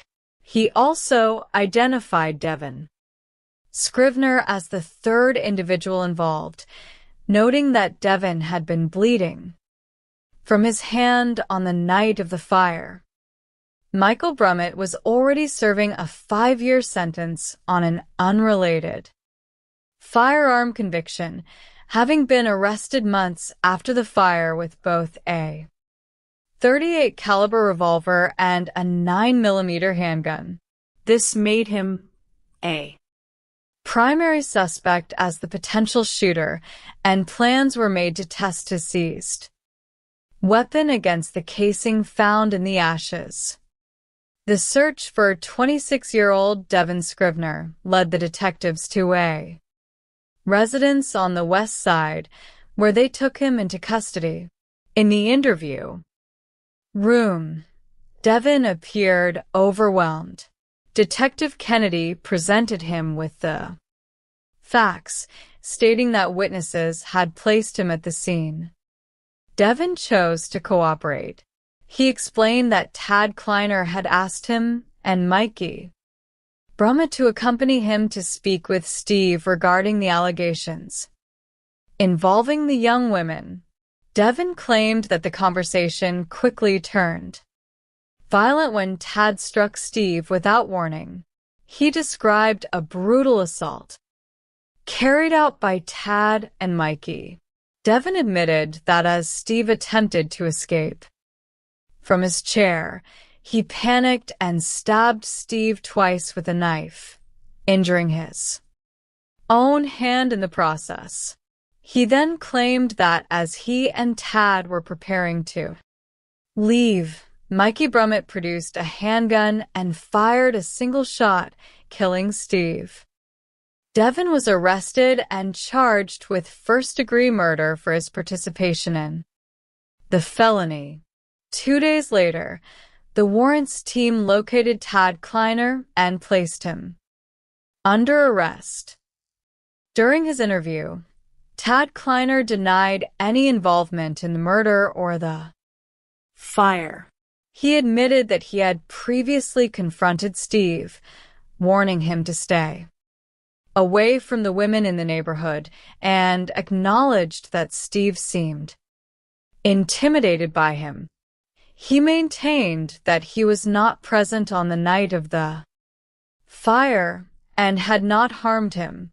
Despite his denials, the consistent statements from multiple witnesses and co-defendants provided sufficient ground to charge Tad Kleiner with first-degree murder. To understand the catalyst for this extreme violence, Detective Kennedy located Tad's ex-girlfriend, the young woman Steve had supposedly harmed. When shown a photograph of Steve Wilkins, she looked at it blankly, stating she had never seen the man in her life. She confirmed she had never been assaulted, harassed, or drugged by anyone matching his description. She explained that rumors often ran wild on the West Side, including completely fabricated stories about her own health. The detectives realized with a sense of grim irony that Steve Wilkins had been murdered based on a baseless neighborhood rumor. There were no police reports, no complaints, and no truth to the allegations that had cost him his life. It was a tragic instance of vigilante violence executed over a falsehood, leaving a family to mourn a father who had died alone in the dark. In North Charleston, South Carolina, the struggle for survival took a different form under the cover of a rainy night. At approximately 1 a.m, a resident on Rolling Fork Road called 911, reporting that an unknown individual was desperately banging on their windows and doors, crying out for assistance. The first responding officer arrived at the apartment complex and discovered a young man collapsed beneath a first-floor stairwell. He was bleeding profusely from a single gunshot wound to his upper thigh, which had severed his femoral artery.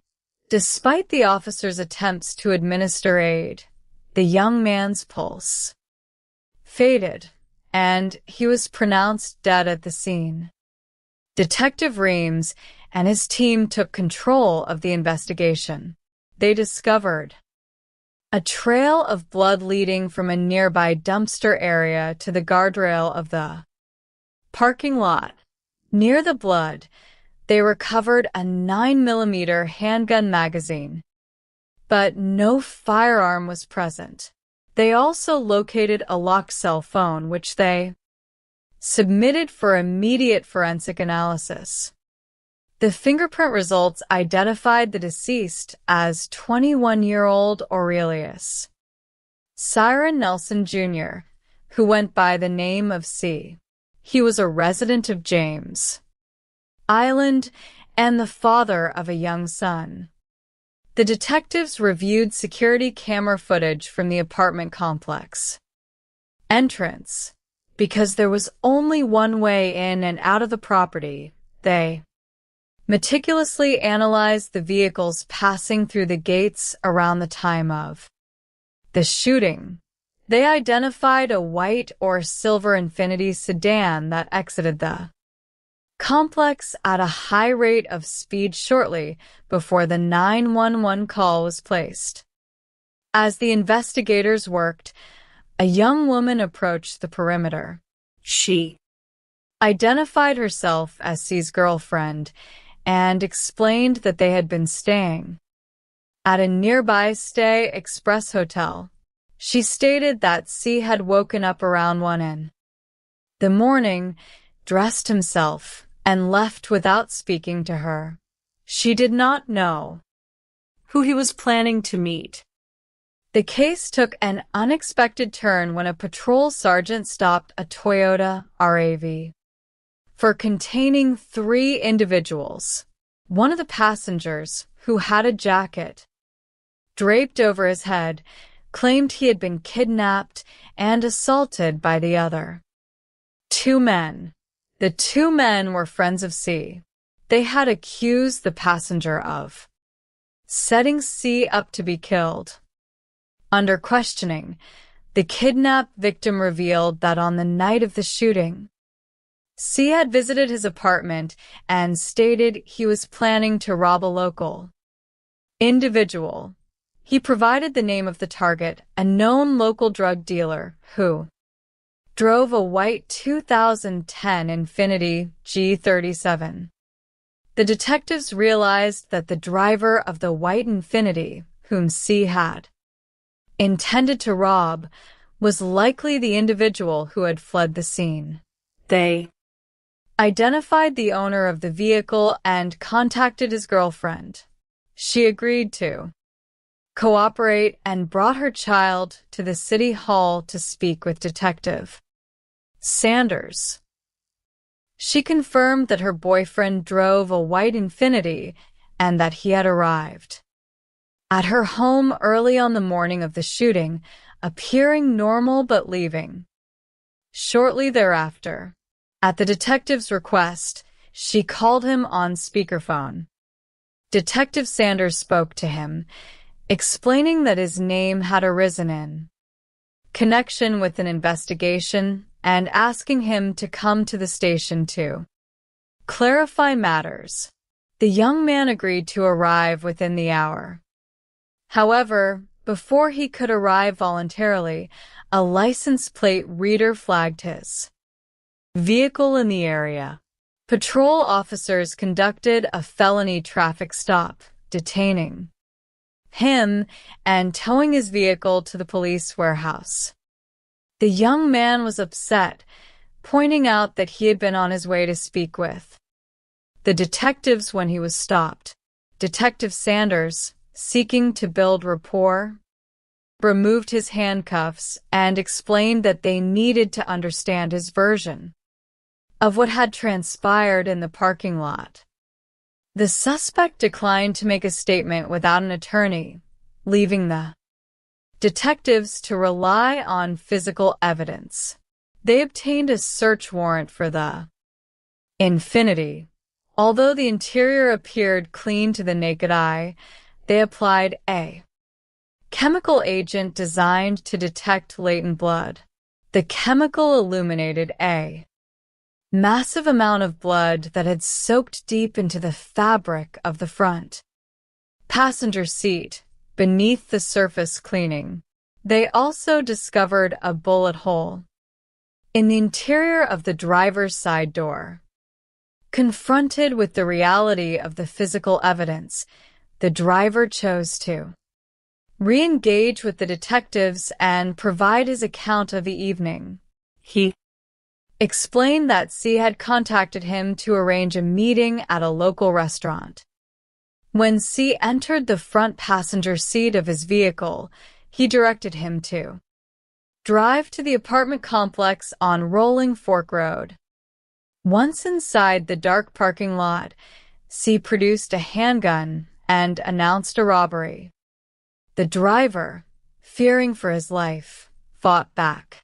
A violent struggle ensued inside the moving vehicle as the driver attempted to control C's wrist and steer the car. During the physical altercation, the firearm discharged twice. According to the driver, C cried out that he had shot himself. The driver managed to break the gun free from C's grasp. C fled from the vehicle, eventually collapsing under the stairwell where he succumbed to his injuries. The driver, panicked and terrified, drove away, discarded the firearm near the complex and spent the following day cleaning the blood from his vehicle in an attempt to hide the incident. Detective Sanders and his team evaluated the statement against the physical evidence, the trajectory of the bullet hole in the door, and the location of the blood aligned with a struggle over a firearm held by a passenger. The wound, too, C's inner thigh was consistent with an accidental discharge during a close-quarters struggle. Recognizing that the driver had acted in self-defense during an armed robbery, the detectives determined that a murder charge was not appropriate. However, because the driver had cleaned the vehicle, fled the scene, and discarded the weapon rather than contacting the police, he was charged with misprision of a felony for concealing a crime. As the final hours of the initial 48-hour period expired, Detective Sanders reflected on the tragic outcome. A young father had lost his life due to a poor decision to commit a robbery, and another young man's life was permanently altered by the trauma of the defense and the subsequent legal consequences. Across every investigation, the search for truth revealed the complex realities of human nature, from the quiet parks of Georgia to the charred ruins of Oklahoma and the rain-slicked streets of South Carolina. The work of the detectives remained a constant shield against chaos, bringing order to the aftermath of tragedy and ensuring that the stories of those who were lost were told with dignity and truth. The shadows of the late afternoon stretched long and thin across the gravel driveways of the west side of Tulsa, Oklahoma. The air carried the crisp, dry chill of late winter, whispering through the dry grass of neglected lawns and the skeletal branches of oak trees. It was a quiet neighborhood, the sort of place where people generally kept to themselves and where the echoes of past events lingered long after the sirens had faded into the distance. Inside the Municipal Dispatch Center, the quiet hum of electronics was interrupted by an incoming call to the 911 emergency line. The dispatcher answered with a standard, professional inquiry, asking if the caller required police assistance or medical aid.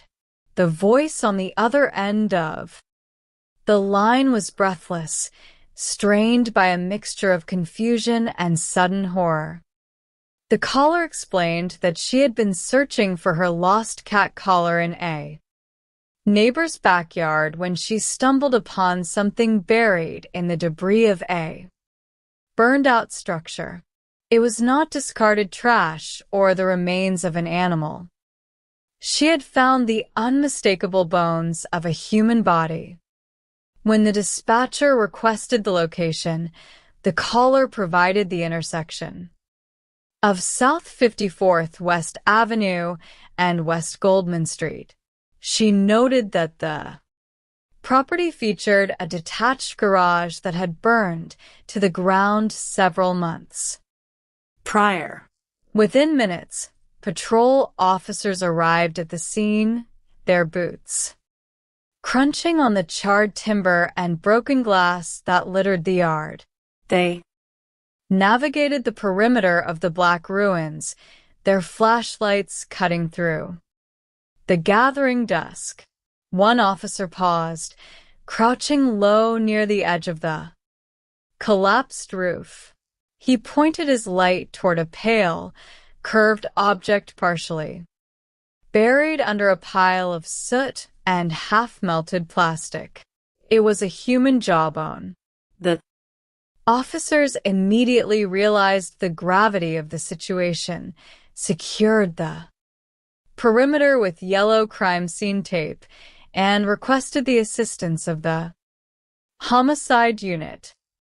For the homicide detectives of the Tulsa Police Department, the discovery of human remains after such a significant passage of time presented an immediate and difficult challenge.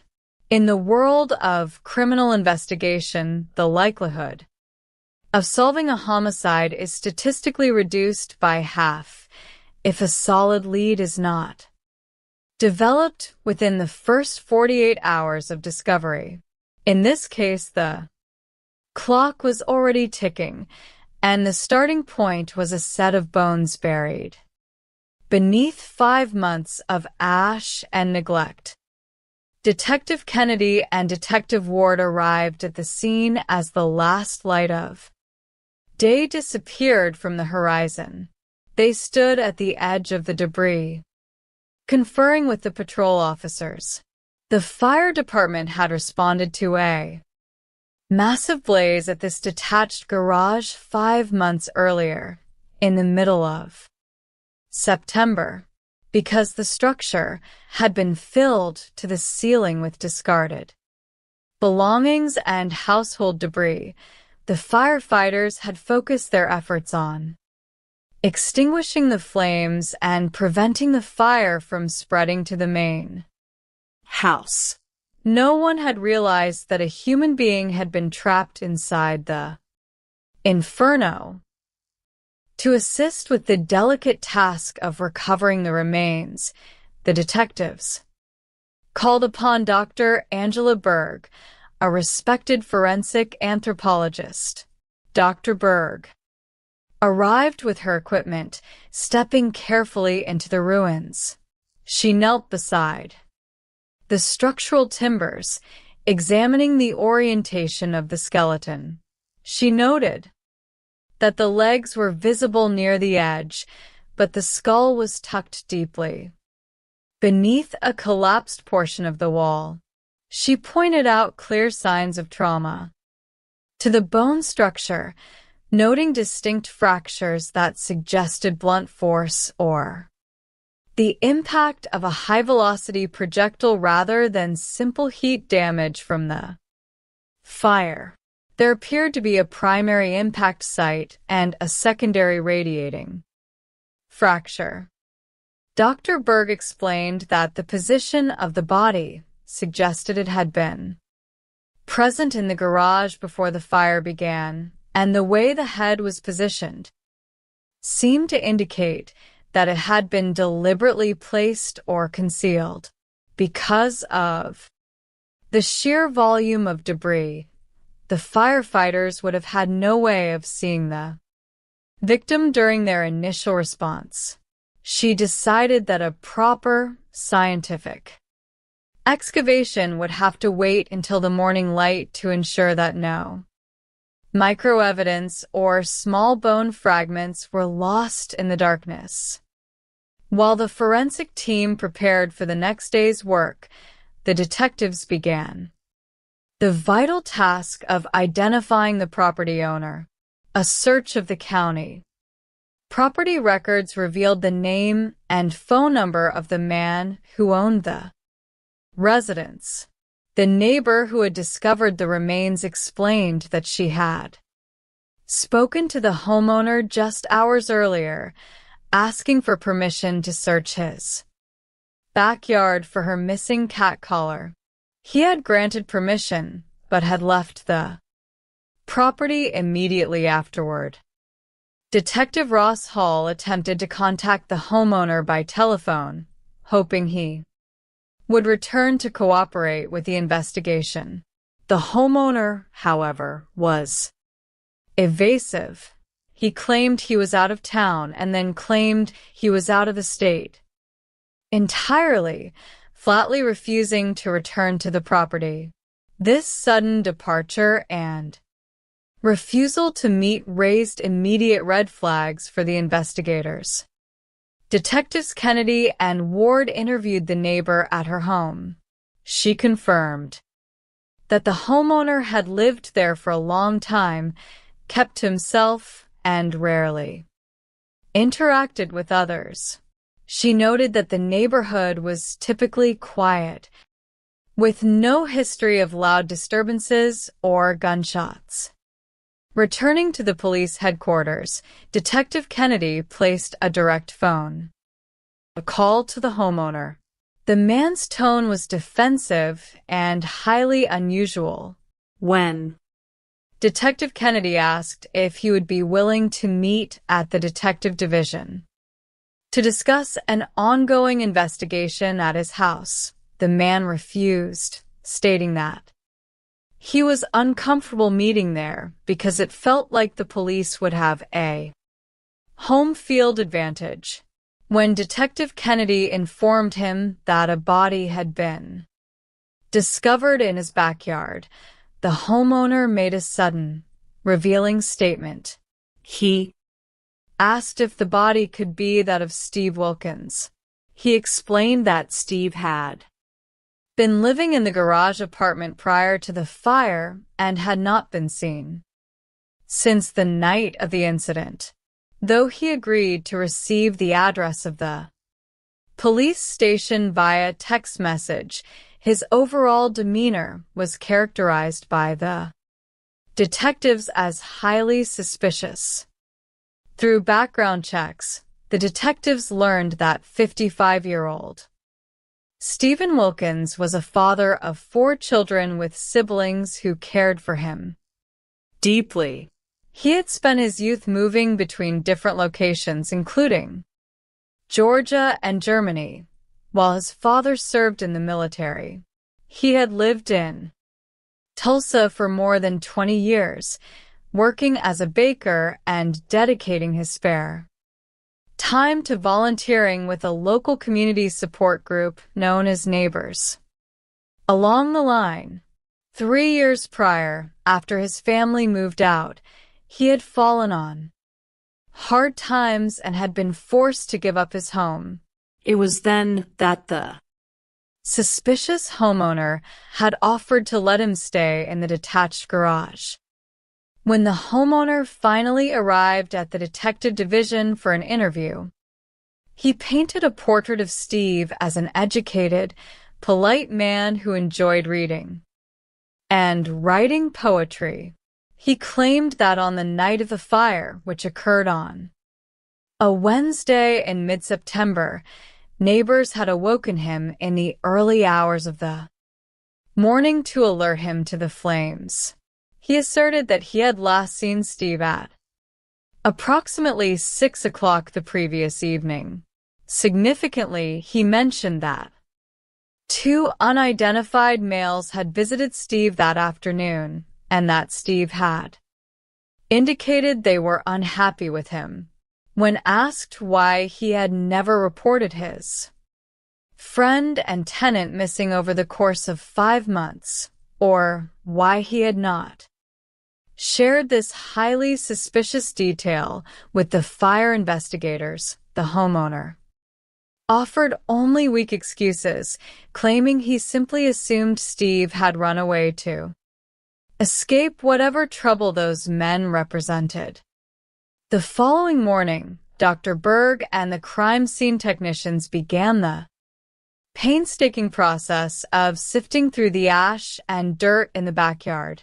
Their diligence paid off when they recovered a heavily corroded 9mm shell casing from the debris.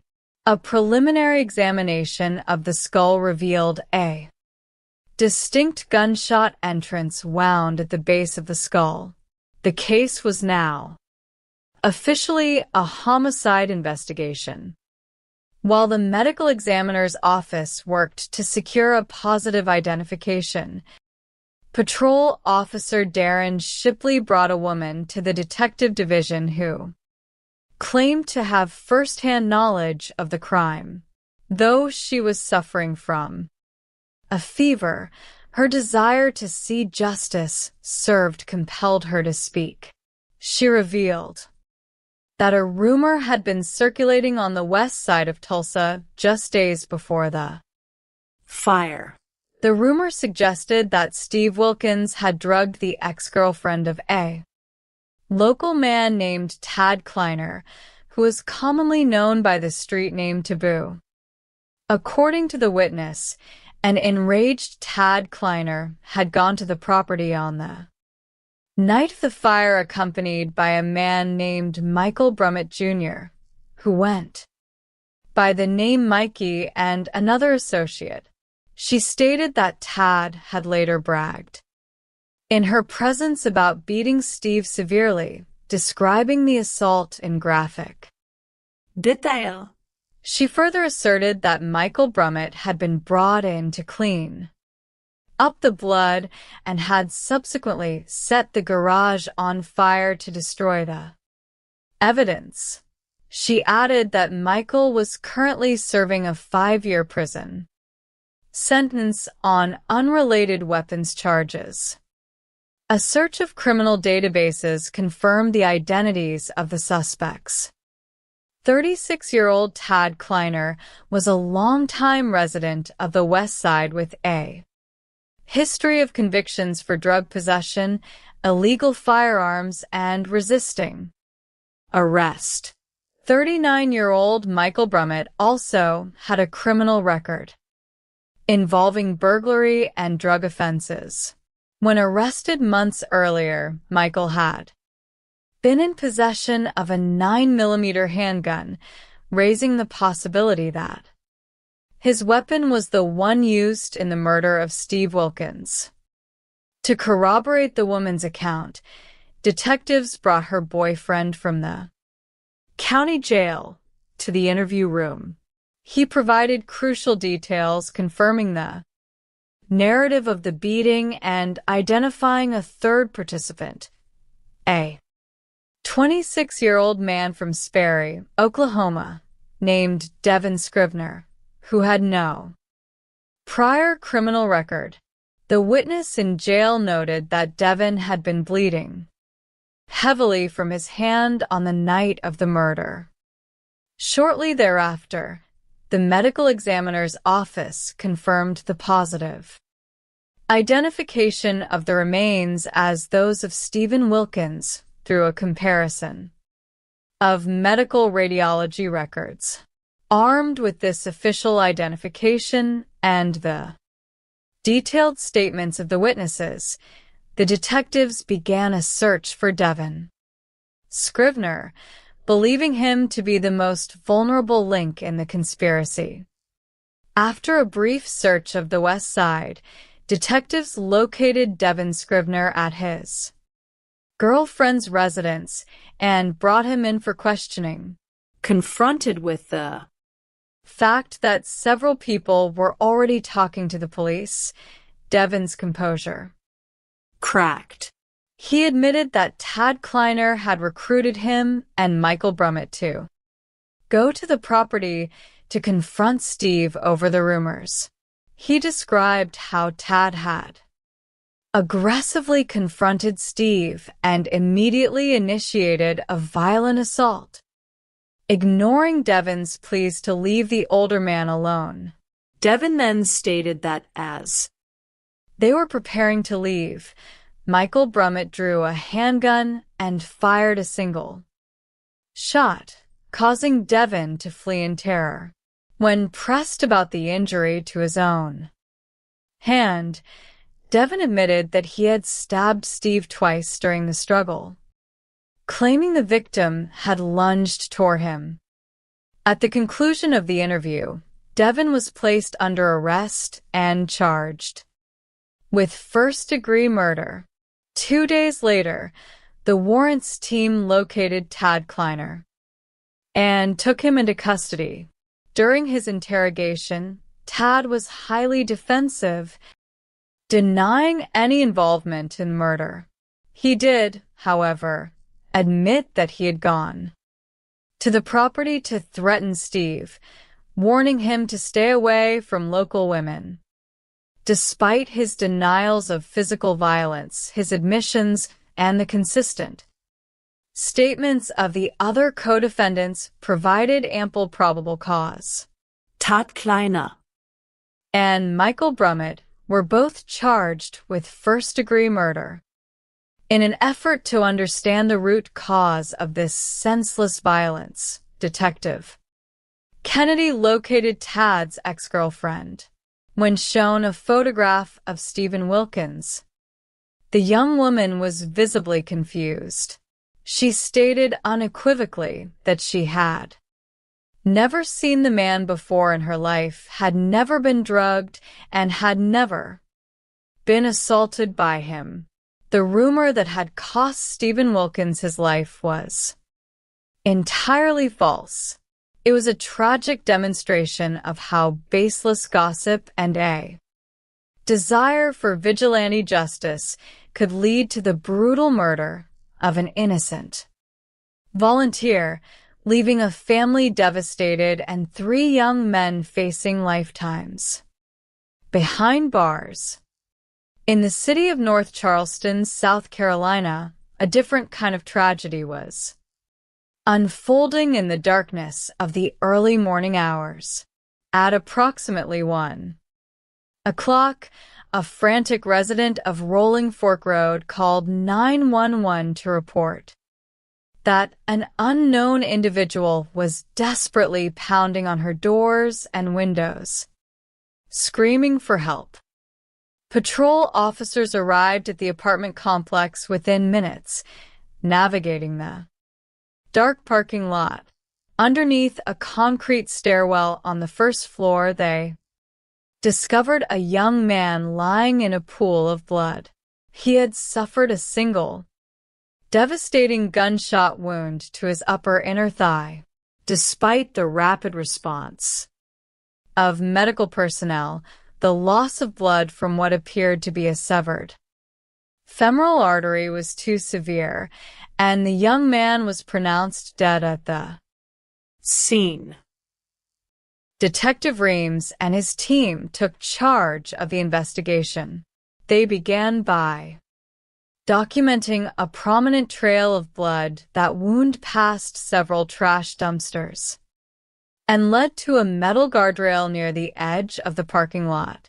On the ground near the blood trail, crime scene technicians recovered a 9mm handgun magazine, but no firearm was found in the immediate vicinity. They also recovered a locked cell phone, which they believed belonged to the victim. While the forensics team worked, Detective Reams spoke with the residents who had made the emergency call. They had not heard any gunshots, suggesting the shooting might have occurred inside a vehicle. The resident provided security camera footage from her doorstep, which showed the victim stumbling toward her door at exactly 1 o'clock in the morning, clearly injured but with no one pursuing him. The detectives noted a city-managed security camera mounted on a nearby utility pole near the entrance of the complex. This particular camera system, managed by a security company, monitored the single entrance and exit of the property.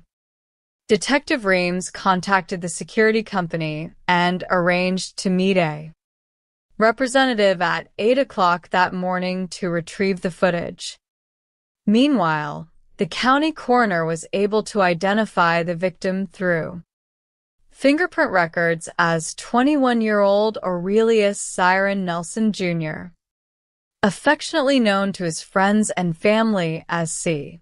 He was a native of James Island and the father of a young son. As the detectives were leaving the apartment complex, they were approached by a young woman who identified herself as the victim's girlfriend. She explained that she and Aurelius had been staying at a nearby hotel. She stated that he had woken up around 1 o'clock in the morning, dressed silently, and walked out of the room without saying a word. She had no idea where he was going or whom he was planning to meet. Back at the police department, investigators reviewed the retrieved security. Footage from the entrance of the apartment complex.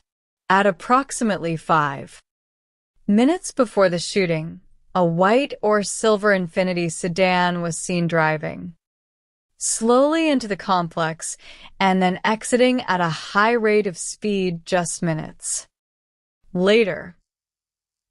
The investigation took a dramatic turn 12 hours later when a patrol sergeant attempted to stop a Toyota RAV4. As the officer turned around, the vehicle pulled over and 2 men fled into the darkness on foot. Inside the vehicle, officers found a third man with a jacket draped over his head, and the interior of the car was covered in blood. The man explained that he had been kidnapped and assaulted by the 2 fleeing individuals who were close friends of the deceased Aurelius. He claimed they had accused him of setting Aurelius up to be killed.